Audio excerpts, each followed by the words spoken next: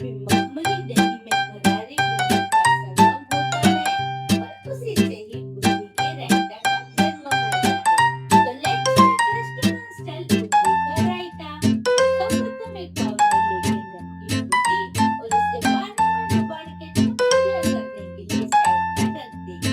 अभी फ्रेश पूरा दही को घेर के एक वासन में उबालेंगे।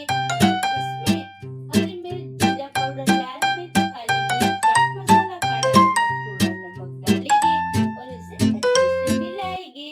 હવે बूंदी में से पानी નીચો के दही में डालेंगे और ऊपर थोड़ी कोथिंबीर ભભરાएंगे।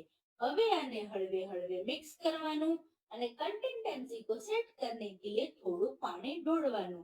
अभी इसे एक बाउल में सर्व करेंगे અને ऊपर नमकीन बूंदी का ढगला करके हरी मिर्च, लाल मिर्च અને कोथिंबीर से इसे सुशोभित करेंगे। तो લ્યો एकदम रिफ्रेशिंग અને क्रीमी बूंदी का रायता છે तैयार। तो इस गर्मी में ये वाटका भर के खा लिया ना तो भयो भयो